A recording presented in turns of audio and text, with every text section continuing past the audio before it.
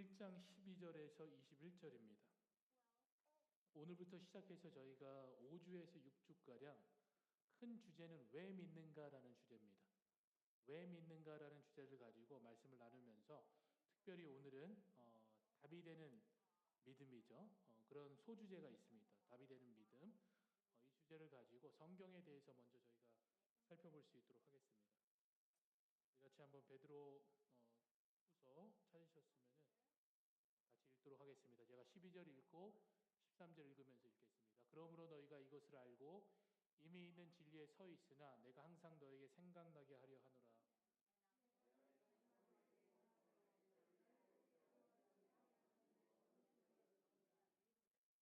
이는 우리 주 예수 그리스도께서 내게 지시하신 것 같이 나도 나의 장막을 벗어날 것이 임박한 줄 알미라.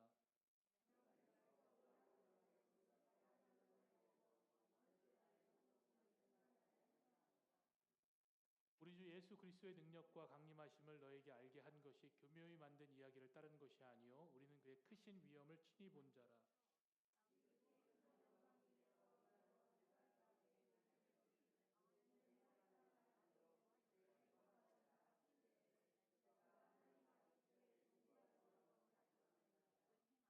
이 소리는 우리가 그와 함께 거룩한 산에 있을 때에 하늘로부터 난 것을 들은 것이라.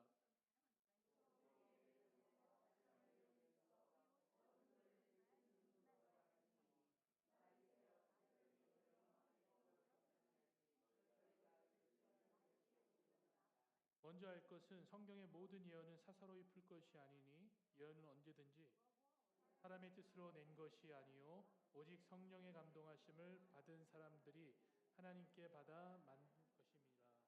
아멘. 여러분 사실 성경은 많은 사람에게 큰 영감을 줬습니다. 그건 분명한 사실입니다. 근데 동시에 성경은 많은 사람을 혼란스럽게 했습니다. 왜 혼란스럽게 했냐면요. 성경이 다루고 있는 이야기가 인간의 존재에 대해서 이야기하고 있기 때문에 그렇습니다. 인간의 시작과 끝을 너무나도 명확히 이야기해 주고요. 그 다음에 현재 우리가 어떤 상태에 있는지 성경에 등장하는 인물들 그리고 또 사람들의 인생, 성경에 나와 있는 사람들의 인생이죠. 그리고 나라들을 통해서 우리에게 잘 보여주고 있습니다. 이 성경이 말하는 그 인간의 존재는요. 피조물 중에 하나입니다. 동시에 하나님의 형상으로 창조된 만들어졌고요. 또 특별한 사명을 가진 존재라고 이 성경이 우리한테 가르치고 있습니다. 그래서 인간은 누구냐면요. 하나님에 의해서 창조된 창조물이 인간이 되어지는 겁니다. 그리고 지금 이 창조물, 우리 인간의 상태가 어떤 상태라고 성경이 얘기를 하냐면요. 죽은 상태라고 얘기를 합니다. 우리가 육체적으로 지금 숨을 쉬고 있습니다. 그런데 이 숨을 쉬는 건요. 일시적입니다. 제한적이고 한시적입니다. 언젠가는 여러분이 여러 가지 다양한 이유 때문에 숨을 멈추는 그 순간이 옵니다. 영원하지 않는 거죠. 굉장히 일시적이라는 것을 우리 성경이 우리한테 알게 해줍니다. 그래서 본질적으로 우리는 죽은 상태에 있습니다. 그리고 그 끝은 뭐냐면요. 영원한 죽음입니다. 말씀이 이렇게 이야기를 해주니까요. 이 말씀을 들으면 혼란스러운 겁니다. 살아있는데 죽는다고? 죽었다고? 이렇게 얘기를 하는 겁니다. 그래서 엄밀하게 보면요. 성경이 말하는 하나의 큰 흐름은 뭐냐면요. 인간은 죽음에서부터 태어나서 영원한 죽음을 향해 살아가는 존재들이라고 얘기를 합니다. 굉장히 혼란스럽게 얘기를 하죠. 그리고 또 다른 하나의 큰 흐름은 뭐냐면요. 이러한 죽음 가운데 한 빛이 이 땅 가운데 비춰진 겁니다. 생명의 빛이죠. 마치 어두움을 비치는 그 빛이 비춰진 겁니다. 말씀은 이것을 참빛이라고 이 땅에 오신 예수 그리스도라고 얘기를 하는 겁니다. 이게 또 다른 성경의 큰 흐름입니다. 요한복음 1장을 기준으로 보면요. 태초에 말씀이 계시니라고 시작을 합니다.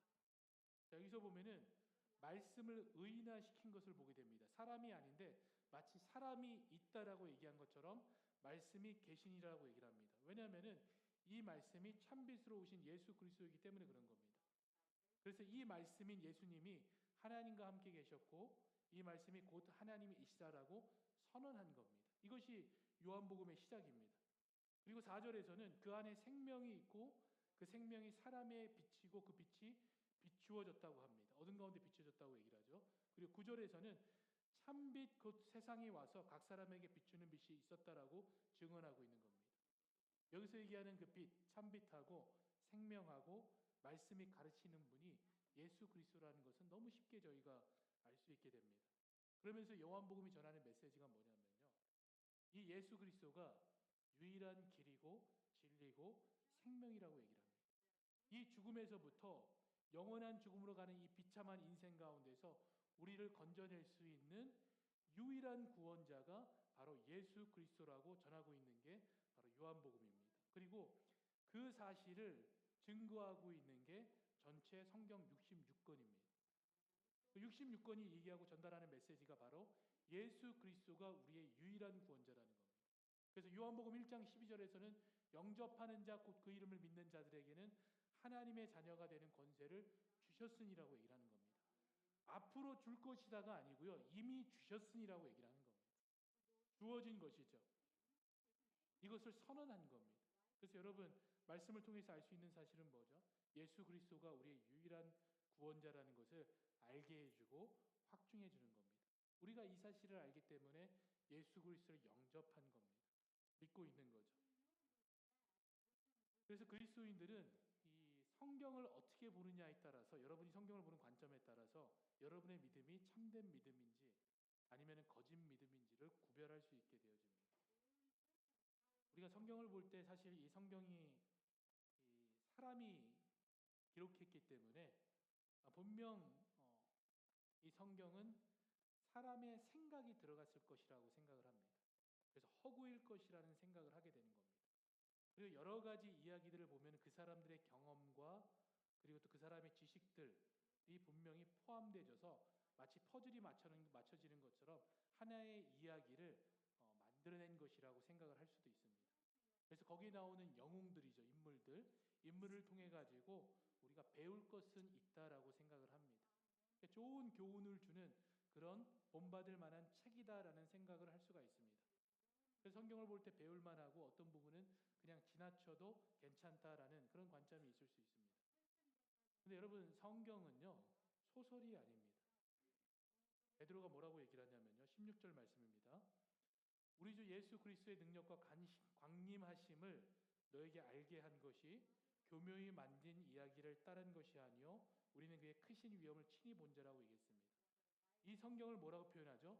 교묘히 만든 이야기가 아니라고 얘기합니다. 그럼 반대로 무엇을 얘기를 하는 거냐면요. 이 성경은 사실이다라고 얘기를 하는 겁니다.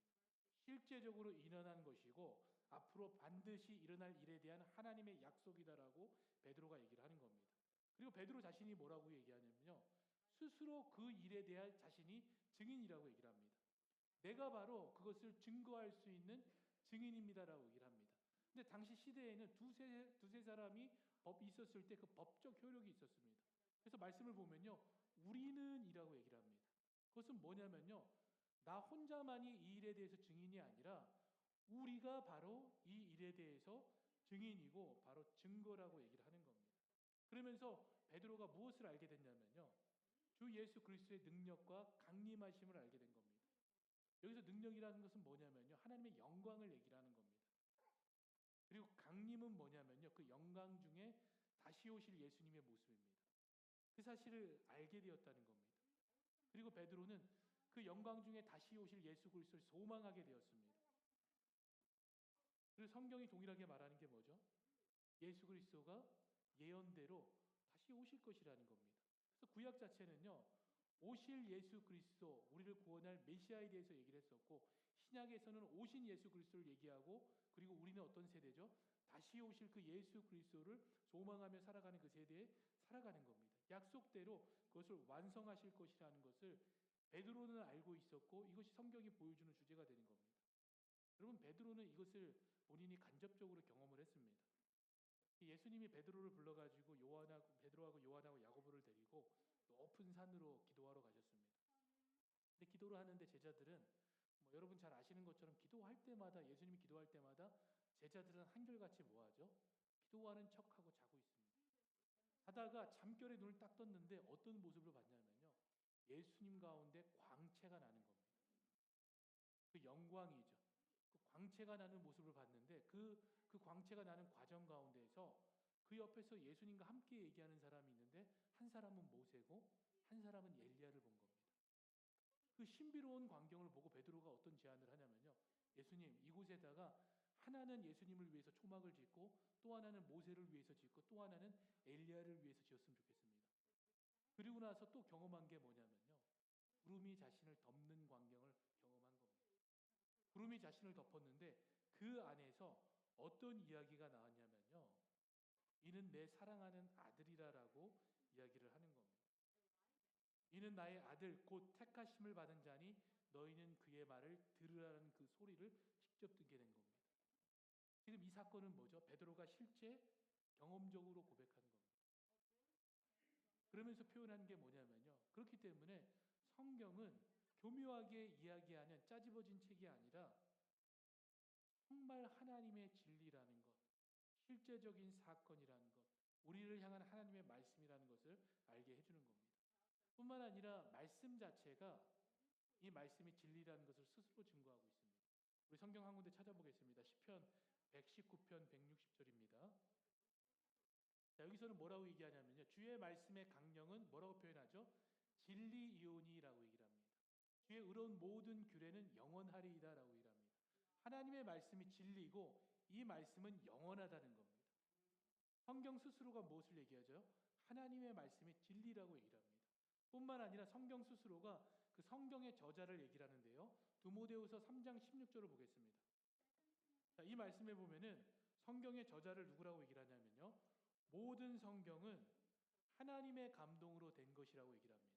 자, 성경을 누가 기록했다고 얘기를 하죠? 하나님께서 이 성경을 지으셨다라고 얘기를 합니다. 그렇기 때문에 교훈과 책망과 바르게 함과 의로 교육하기에 유익하다고 얘기를 합니다. 이 두 구절이 우리에게 무엇을 알게 하죠? 성경은 진리이고 그 성경을 만드신 이가 하나님이라는 것을 알게 하는 겁니다. 성경 스스로가 그것을 증거하고 있는 겁니다. 그렇기 때문에요.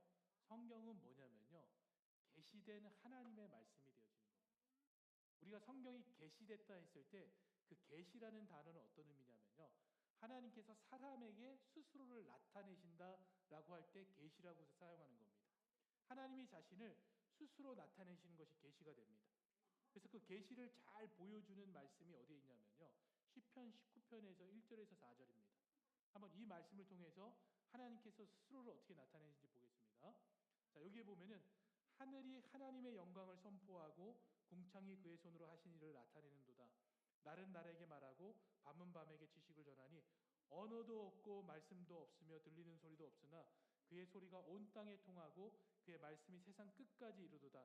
하나님이 해를 위하여 하늘의 장막을 베푸셨도다라고 얘기를 합니다. 자, 이 말씀에 보면은 무엇이 보여지죠? 이 하나님이 만든 피조 세계 가운데에서 하나님을 볼 수 있다라는 겁니다.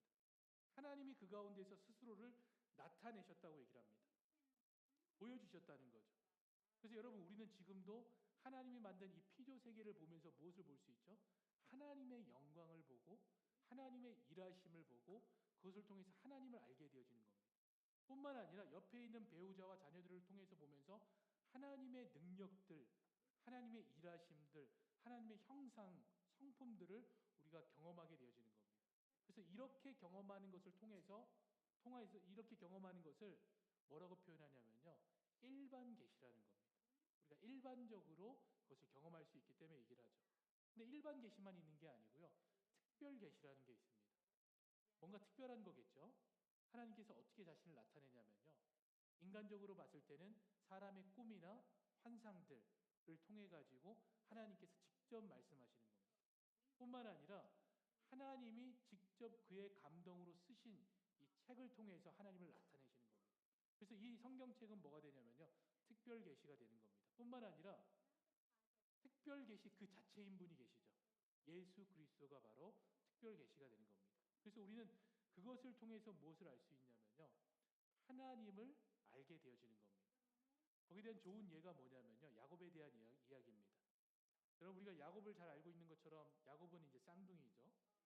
자기가 장자의 명분을 받기 위해서 거짓말을 통해 가지고 에서에게서 장자의 명분을 받았습니다. 창세기에서 봤을 때 그려주는 야곱은 어떤 사람이냐면요. 에서는 좀 와일드하고 밖에 나가서 사냥을 하는 친구입니다. 근데 야곱은 누구죠? 요즘 말로 하면 집돌이입니다. 밖에를 안 나가는 사람이에요. 근데 이제는 아버지가 그것을 인정하고 나서 축복을 한 다음에 어디를 가야 되냐면은 이 자기 외삼촌이 있는 곳에 가서 아내를 맞이해야 되는 겁니다. 그럼 이 집돌이가 지금 뭘 해야 되냐면요. 아브라함이 왔던 길로 다시 광야를 걸어가야 되는 겁니다. 그게 900km나 됩니다. 그럼 그 길을 걸어가면서 광야를 걸어가면서 뭘 해야 되는 거죠? 스스로 자고 먹고 해야 되는 겁니다. 얼마나 고통스러운 일입니까? 그 고통스러운 길을 걸어가야 되는 겁니다. 근데 그렇게 걸어가는데 한날 본인이 돌베개를 가지고 잠을 자는데 꿈에서 뭐가 나타나냐면요.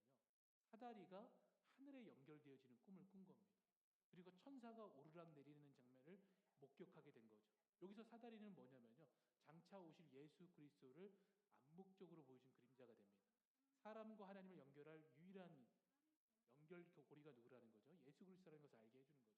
근데 지금 여기서 친히 이 야곱에게 들려진 말씀은 뭐냐면요. 너희의 조상 하나님께서 말씀하신 겁니다. 아브라함과 그 다음에 이삭에게 약속한 축복을 자손에 대한 축복과 땅에 대한 축복을 너에게 주겠다는 것을 하나님께서 꿈속에서 야곱에게 말씀하신 겁니다. 뿐만 아니라 어떤 약속을 하셨냐면요. 너가 어디를 가든지 무엇을 하든지 내가 너와 함께하리라고 얘기를 하는 겁니다. 그래서 그곳의 이름을 야곱이 뭐라고 줬죠? 베델이라고 얘기를 하는 겁니다. 하나님이 나와 함께 하신다라는 거죠. 바로 이 장면이 뭐죠?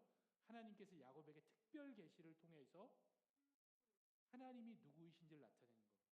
자기를 지키시고 보호하시고 말씀하시는 언약을 맺으시는 그 하나님을 본인이 실제적으로 경험하게 되어지는 겁니다. 이처럼 이 계시를 통해서 하나님은 자신이 누구신가를 알려주시는 겁니다. 그리고 성경 자체가 바로 하나님이 저자이신 특별 계시가 되어지는 거죠. 하나님의 감동으로 된 것입니다. 이 성경을 통해서 그럼 우리는 무엇을 볼 수 있는 거죠? 나타내시는 그 하나님을 저희가 알게 되어지는 겁니다. 그리고 하나님이 하신 일들을 알게 되어지고 하나님이 하신 약속을 우리가 알게 되어지는 겁니다. 그래서 베드로는 이 계시된 하나님의 말씀을 우리가 사사로이 풀지 말라고 하는 겁니다. 함부로 이것을 사사로이 해석하지 말라는 거죠. 여기서 사사로이 푼다는 것은 뭐냐면요. 개인적인 생각을 가지고 성경을 해석하는 것을 말합니다. 그렇게 하지 말라는 겁니다.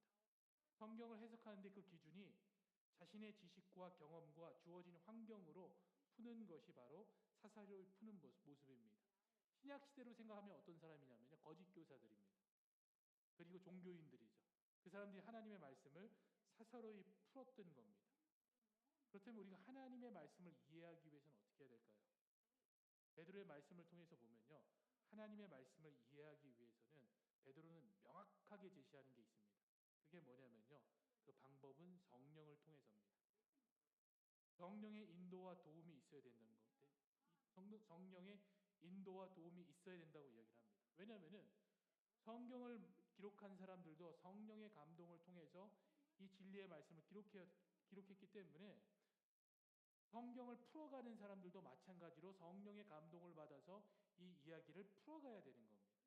나의 경험이 아니죠. 성령의 도움을 받아야 되는 겁니다. 그래서 말씀이 보여주는 성령의 역할은 뭐냐면요. 우리를 말씀으로 인도하는 게 성령의 역할입니다.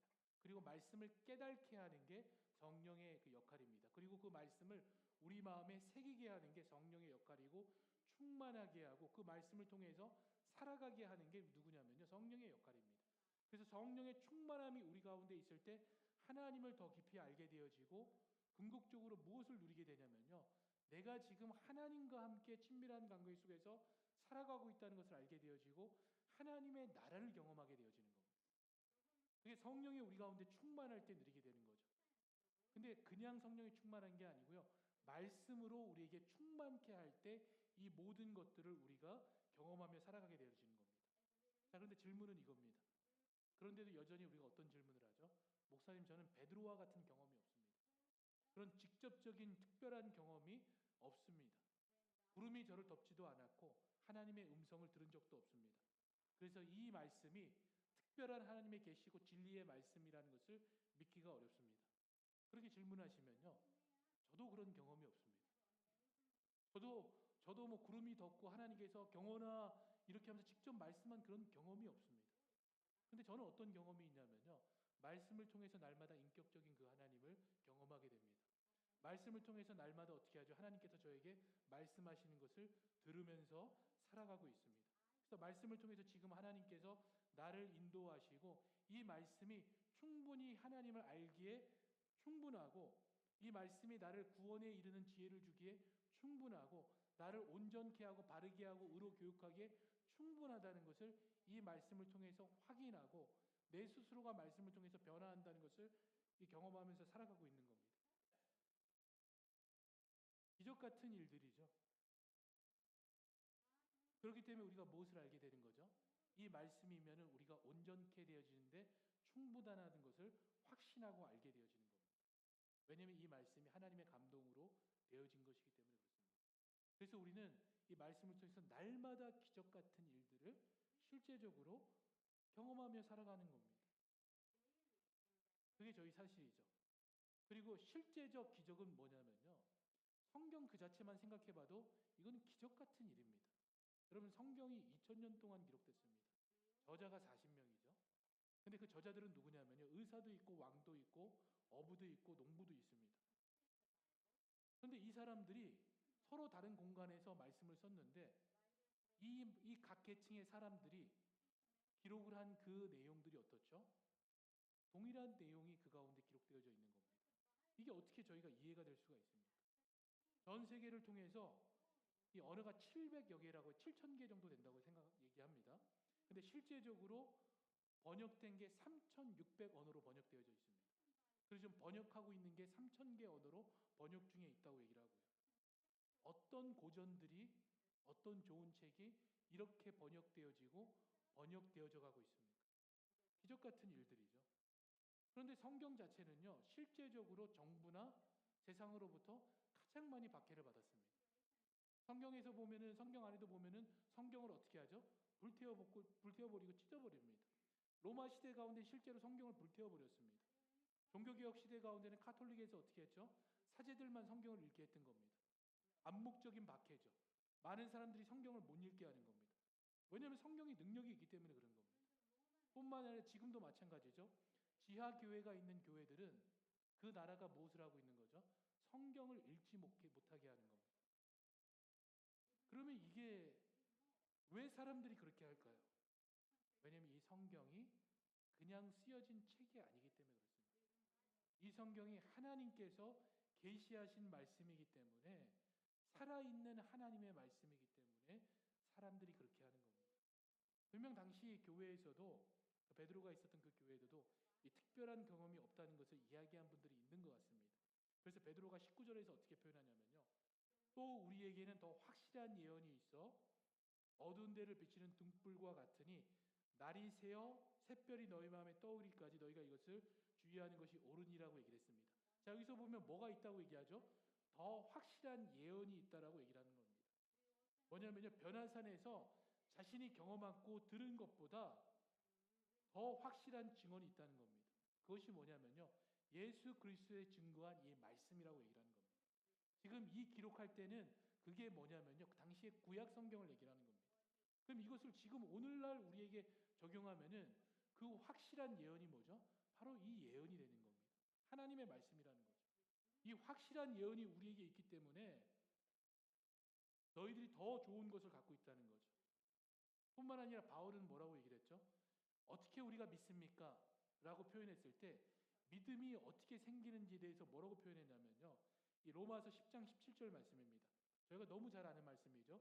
믿음은 들음에서 나고 들음은 뭐죠? 그리스도의 말씀으로 말미암다고 얘기를 했습니다. 믿음이 어디에서 주어진다고 얘기를 하죠? 하나님의 말씀에서 이 믿음이 주어진다고 얘기를 하는 겁니다. 왜 그렇죠? 이 말씀이 교묘하게 만들어진 이야기가 아니라 하나님께서 우리에게 계시하신 하나님을 나타내신 살아있는 말씀이기 때문에 우리 가운데 믿음을 주는 겁니다. 그렇기 때문에 이러한 관점에서 베드로가 오늘 본문에서 이렇게 얘기를 하는 겁니다. 12절 13절을 다시 보면요. 성경을 갖고 계신 분들은 12절 13절을 다시 한번 봐주세요. 그러므로 너희가 이것을 알고, 이것은 뭐죠? 지금 말씀한 내용들입니다. 그 성경이 되겠죠. 하나님 계시된 말씀입니다. 이미 있는 진리에 서 있으나 지금 본인들이 그 말씀 가운데 서 있다고 얘기를 하는 겁니다. 그럼에도 내가 재차 강조한다는 것을 얘기를 하는 겁니다. 무엇을 강조하는 거냐면요. 내가 항상 너희에게 생각나게 하노라라고 얘기를 하는 겁니다. 이 말씀이 우리의 삶 가운데 항상 생각나기를 원한다는 겁니다. 항상 깨어있기를 원하는 거죠. 이 말씀 가운데. 여러분 시편 1편 1절에서 복의 근원이 뭐죠? 실제 복 있는 사람은 어떤 사람이죠? 주야로 여호와의 말씀을 묵상하는 자라고 얘기를 합니다. 그 사람에게는 뭐가 있냐면 시냇가의 나무가 물이 마르지 않고 잎사귀가 마르지 않음과 같다고 얘기를 하는 겁니다. 동일한 말씀이죠. 베드로가 항상 이 말씀이 우리 가운데 생각나게 하기 위해서 이 말씀을 기록하는 겁니다. 근데 그게 언제죠? 언제 말한 거죠? 13절에 보면요. 장막에 있을 동안에 너에게 일깨워줘 생각나기를 원한다는 겁니다. 이 말은 뭐냐면요. 이제 내가 죽을 때가 다가왔다는 겁니다. 이제는 내가 장막을 떠나서 하나님께로 갈 때가 다 됐는데 그럼 지금 이 말씀은 뭐죠? 베드로의 유언과 같은 말씀입니다. 그런데 그 순간에 꼭 해주고 싶은 말씀이 뭐냐면요. 항상 주의 말씀에 서 있고 그것이 우리 가운데 생각나게 하기를 자기가 원한다는 겁니다.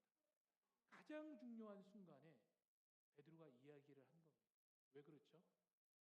영생 자체가 뭐냐면요. 우리가 원하는 거죠. 영원한 삶, 영생이라고 하죠. 영생 자체가 뭐냐면요. 하나님을 아는 것이고 그 아들 예수 그리스도를 아는 것이기 때문에 그렇습니다. 그러면 그 하나님을 어디에서 알 수 있습니까?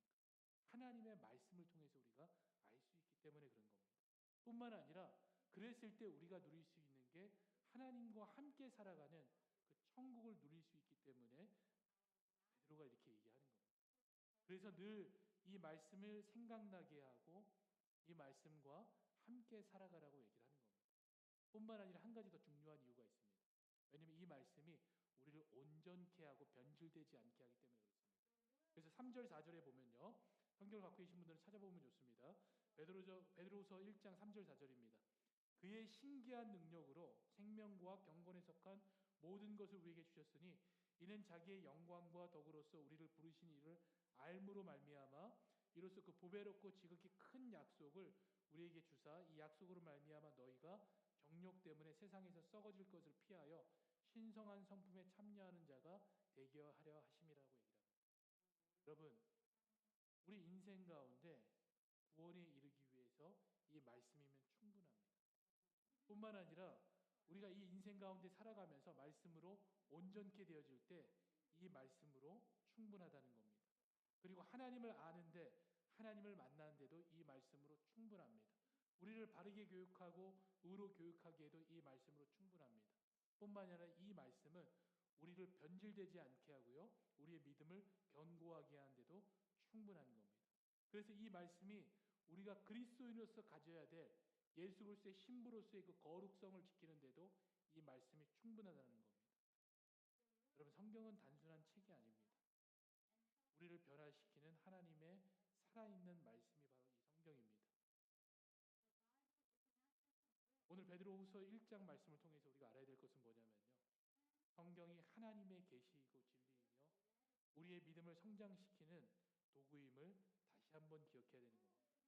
여러분 날마다 성경을 가까이 하고 그 말씀을 따라서 살아가는 그 삶을 저희가 남은 여생 가운데 살아가야 되는 겁니다. 항상 이 말씀이 우리 가운데 생각나고 머물러 있어야 되는 겁니다. 그 축복이 있기를 여러분 축복합니다. 우리 같이 기도하겠습니다. 하나님 감사합니다. 성경에 대한 바른 관점을 갖게 하시고 하나님이 우리에게 계시한 이 말씀으로 충분함을 고백하며 살아가게 하여 주시옵소서. 그래서 하나님 이 말씀을 통해서 날마다 우리에게 말씀하시는 그 하나님의 음성을 듣게 하시고 우리를 만나기를 원하시는 그 하나님을 만나게 하시며 우리를 변화시키는 그 성령의 능력으로서 실제 우리가 변화되는 그 삶을 살아갈 수 있도록 주여 그 은혜를 허락하여 주시옵소서. 하나님 우리에게 이 계시된 하나님의 말씀을 주시니 감사를 드립니다. 우리가 날마다 이 말씀을 들음으로 단지 우리만 받는 것이 아니라 이 말씀을 증거하며 살아가는 그 삶을 살아가도록 주여 축복하옵소서. 축복하여 주시옵소서. 감사를 드리옵고 우리 주 예수 그리스도의 이름으로 기도드립니다.